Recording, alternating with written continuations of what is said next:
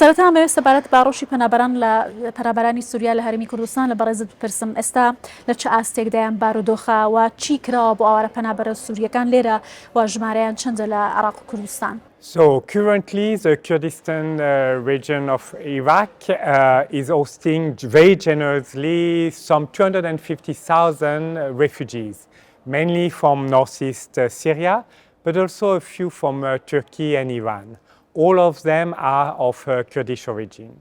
In addition, we have some 30,000 refugees who are living mainly in Baghdad, Nineveh, Anbar province, also mainly from Syria, but also some 10,000 Palestinian refugees who have come to the country a generation ago.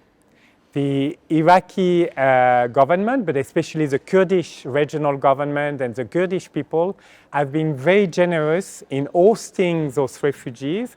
And really in Kurdistan, we see a high level of integration of those refugees. They have access to school, to public health center.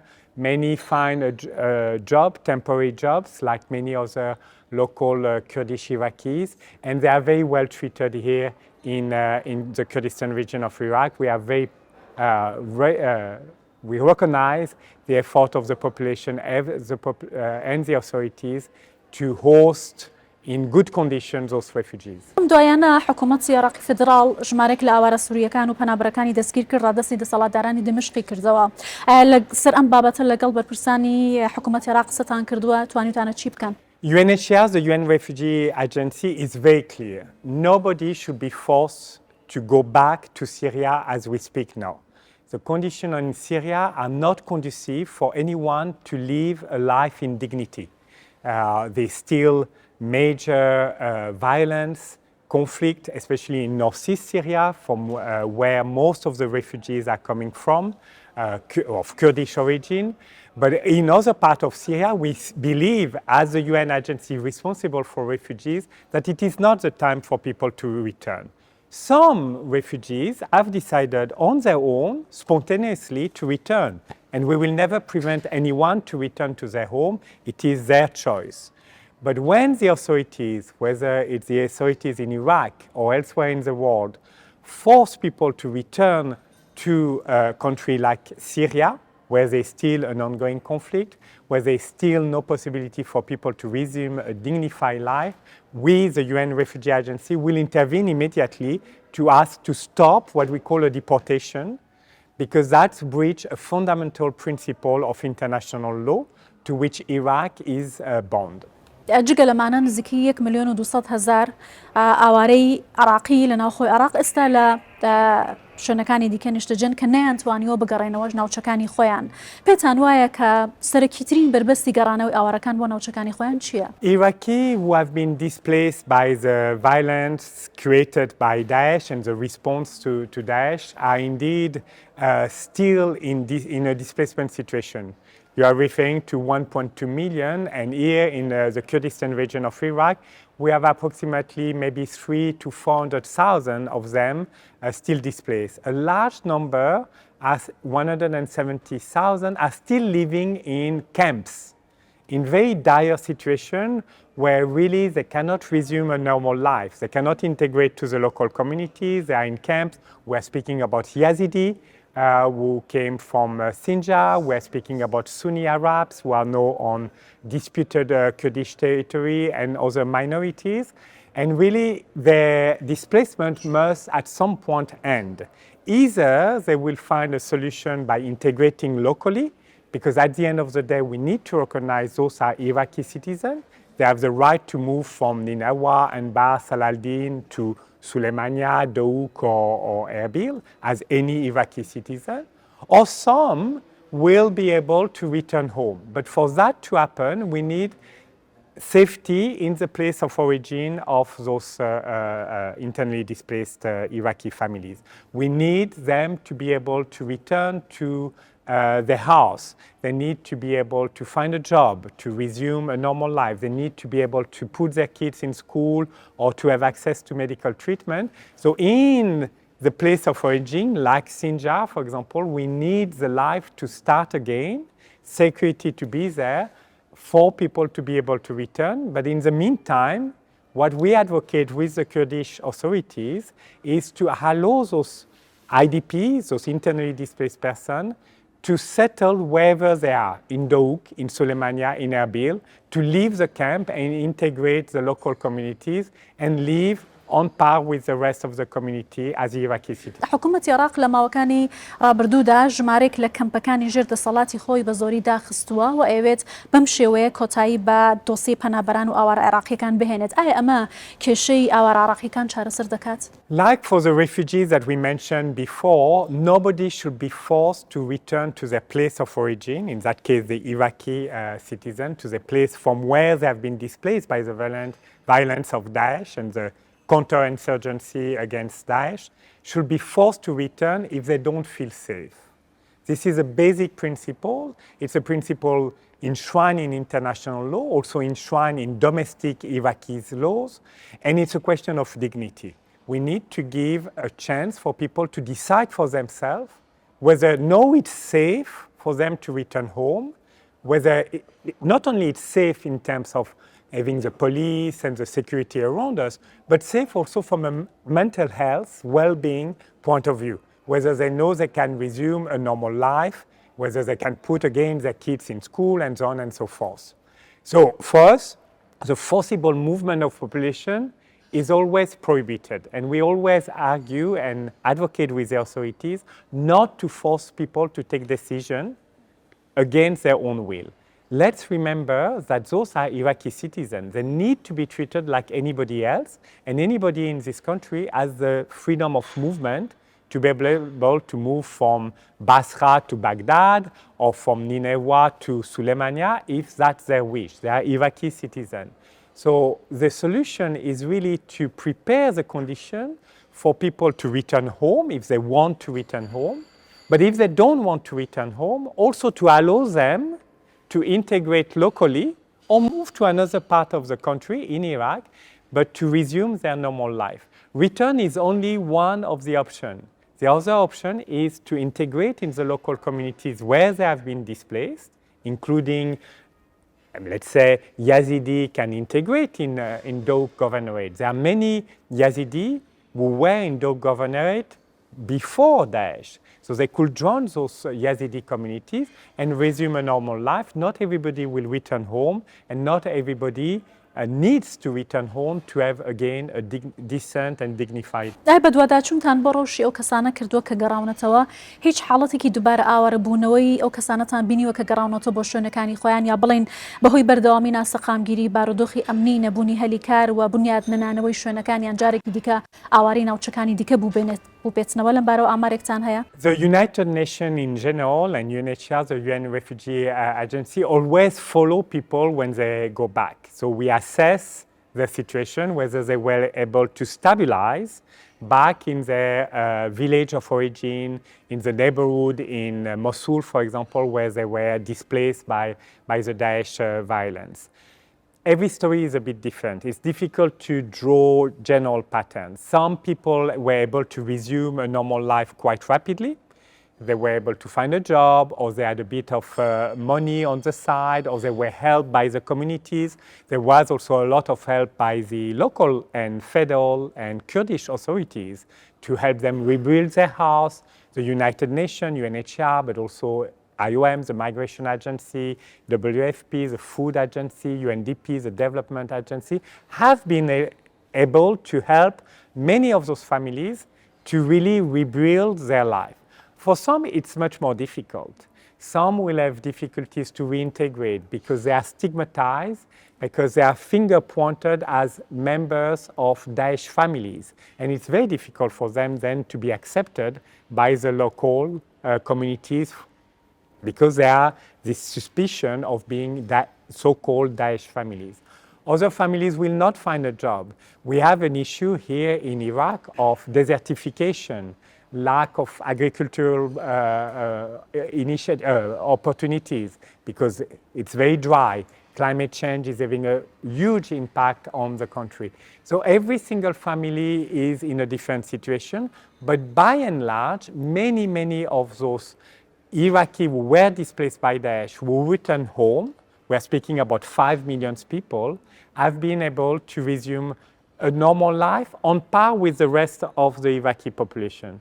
No, the real issue for the United Nations and the government of Iraq, including the Kurdish authorities, is to improve the living condition for the entire 41 or 43 million Iraqi, so that everybody get better access to quality education, better health services, better job opportunities. But for everyone, not only for the displaced and not only for those who have returned. حکوومەتی هەرێمی کوردستان و حکوومەتی عێراق لە مانگی نۆی ساڵی 2020 ڕێککەوتنی شنگالیان واژۆ کرد، بەڵام تا ئێستا و ڕێککەوتنە نەچۆتە بواری جێبەجێکردنەوە. پێتان وایە ئاستەنگە سەرەکیەکانی بەردەم جێبەجێکردنی ڕێککەوتنی شنگال چییە؟ ئەگەر بارودۆخەکە هەر بەم جۆرە بەردەوام بێت، ئێوە پێشبینی چی دەکەن؟ So let me start by the consequences.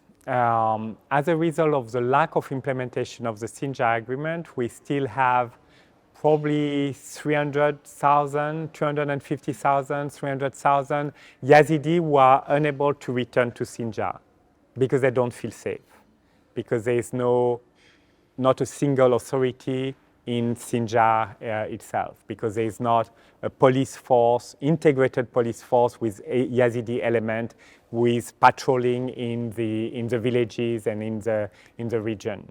Because also there is no school, there is very few health center, and at the end of the day, because also they have no job opportunities. There's very little economic activities for the time being in Sinjar.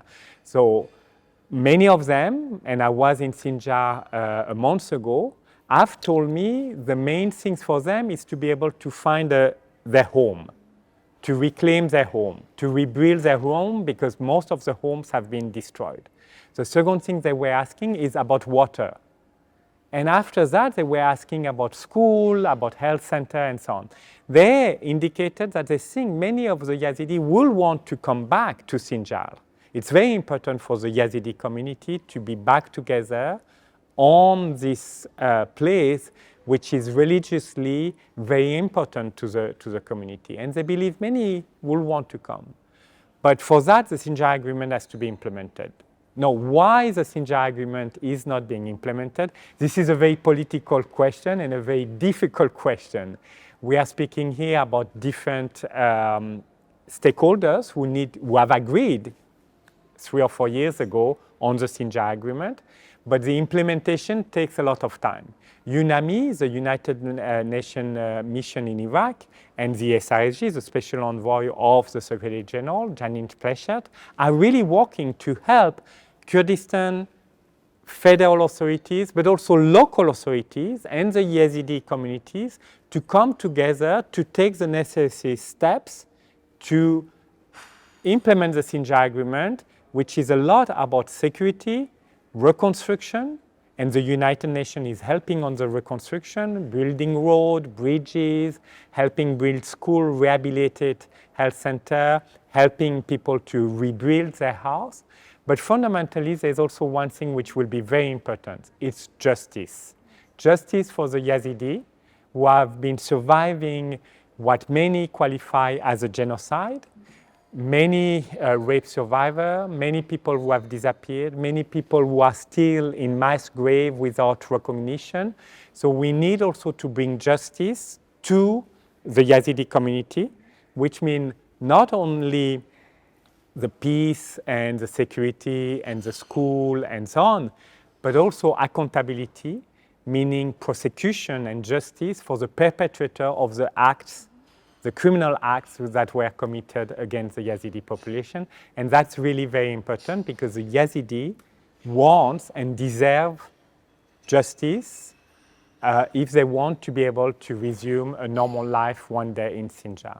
زۆر باشە.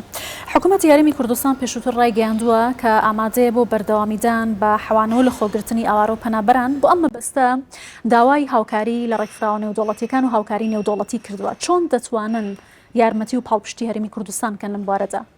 So let me first congratulate the Kurdish authorities, led in particular by Minister Reba, the Minister of Interior, but also the Joint Crisis Committee led now by Sirwa Khan, for having done an incredible job of hosting not only refugees, but also Iraqi internally displaced, the Yazidi we were mentioning just before.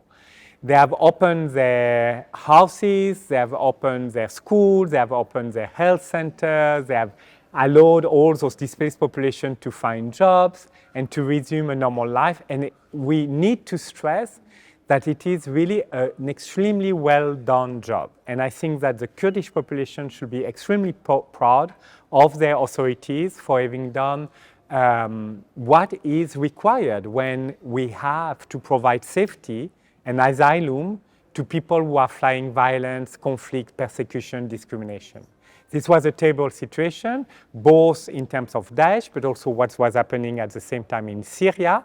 And suddenly, the Kurdistan region of Iraq has received many, many displaced, and the authorities, but also the population, have opened their heart and their door to those displaced families.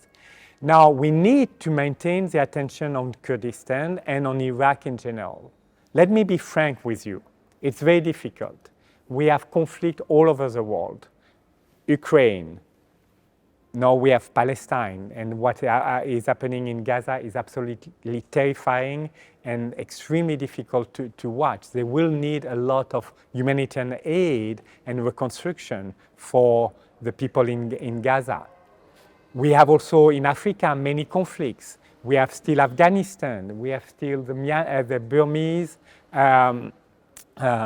refugees in Bangladesh. So we have many crises all over the world, and in comparison, whether it's difficult or not to accept it for the authorities and the Iraqi or the Kurdish population, Iraq is doing better than all other places. Iraq has financial means. Iraq has the political will to support the refugees and the Iraqi displaced. So the United Nations and UNHCR, the UN refugee agencies, are here to continue this support, to draw attention of the international community. It's mainly the US. The US is our main donor here in Iraq, with a few European countries. We are asking the Gulf countries also to help.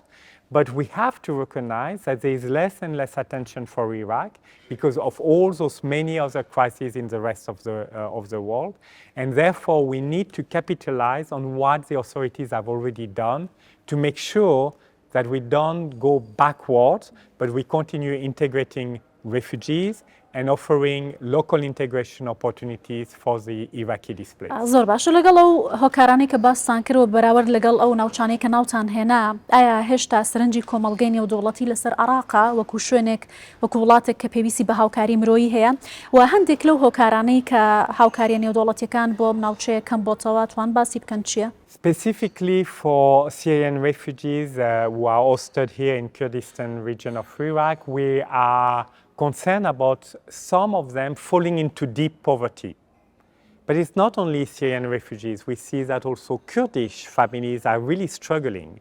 So we are working not only with the donor communities, but also the World Bank and also the Kurdish authorities, the Ministry of Social Affairs, the Ministry of Planning, to try to reinstate the social safety net, which is the anti-poverty mechanisms, which will help both the Syrian refugees, but also the local Kurdish Iraqi poor families to get some additional cash.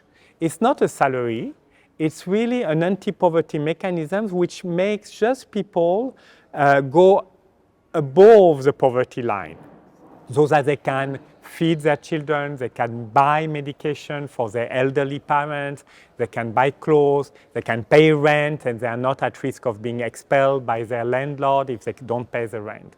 So that's one of the main priority of the UN refugee agencies, is to strive not only for Syrian refugees, but also for local Kurdish communities who are extremely poor, and because of the inflation, because of the lack of job opportunities, are having more and more difficulties to buy their bread and butter, to make sure that they receive a little bit of cash assistance from the authorities, not from UNHCR, not from the international community, but really by the authorities, so that it becomes a sustainable program for the long term. زۆر باشە. بڕیارە کە دیداری جیهانی پەنابەران لە ناوەڕاستی مانگی کانونی یەکەم لە ژنێڤ ببەسرێت بەرپرسانی حکوومەتی عێراق و هەرێمی کوردستانیش بەشدار دەبن ئێوە وەکو نوێنەری ئاژانسی نەتۆ یەکگرتووەکان بۆ پەنابەران لە عێراق چ پەیامێکتان لەو دیدارەدا دەبێت داوای چه هاوکاریەک لە کاربەدەستان و بەخشەرانی ئەو دیدارەوە کۆنفرانسە دەکەن لەوێ. The Global Refugee Forum in Geneva in 15 days is a great opportunity to highlight all the achievement of Iraq and specifically the achievement of the Kurdish regional government. We want to show the world that there is a way to receive refugees, but also internally displaced, with dignity and provide them with access to basic public services, health and education in particular. One thing that we are very excited as UNHCR, the UN Refugee Agency, is the attendance by the Minister of Education of the Kurdistan regional government to the event. Why? Because the Minister of Education, as I had the opportunity to say many times in the media here in Kurdistan, has done something unique in the world. Not only he has accepted that the Syrian refugee children will go to public school with other local Iraqi Kurdish students, but he has taken the very brave and very positive decision to integrate the qualified refugee teacher. We're speaking about refugee teacher who have the qualification from Syria to be teaching. And he said, why are we not using them in our school to teach both the Syrian refugees, but also the local Iraqi students? This is a brilliant idea. And we want, with his participation, the participation of the Minister of Education to the forum, we want to highlight this example because we really believe here that Kurdistan can teach the world how to do education, not only for the children, but also for the qualified refugee teacher. کەمپەکانی هەرێمی کوردستان لە ماوەی ڕابردوودا چەندین حاڵەتی ئاگرکەوتنەوە ڕووی داوە کە قوربانیشی لێکەوتۆتەوە حاڵەتی گیان لە دەستانیشە بووە. ئایا وەکو UNHCR هیچ کراوە بۆی کە ڕێگری لە حاڵەتی دووبارەبوونەوەی ئەم حاڵەتانە بکرێت یا ڕووداوی لەو شێوەیە دووبارە نەبێتەوە؟ The UN Refugee Agency doesn't like camps for many reasons, including they are very expensive, they separate the displaced population from the local communities, so they create less opportunities for people to be economically self-reliant or to put their kids in public school and so on and so forth. But also because of those fires. And we have seen those fires times and again in the internally displaced camps, especially in Douk. The tents are too close to each other. We have asked people to separate the tents. It doesn't work. We have a special plastic sheeting, which means that they are not inflammable, but it doesn't work. There's always fires. And as you said, every year we have to deplore the deaths of often children who get caught into those fires because the mothers was cooking some food or because they were putting a radiator too close to the plastic sheeting. This is why we have asked repeatedly the Kurdish authorities to stop having this camp policy. We have other ways to treat, especially Iraqi who have been displaced by Daesh. They are national of this country. They don't need to be put in camps. They should be integrated into the local communities, into urban center. We can help them find place to rent. We can help them put their kids in school. We can help them find job opportunities. The camps are never a solution. And now we are working very much with the Minister of Interior, Minister Reba, in trying to find for each of those camps solutions which are out of the camps. It's really critical, not only because it's costly, it's unnecessary, it's not a dignified way to keep people displaced, but also very much because of those fire hazards, which every year means that some children and other adults are being caught in the fire and suffer.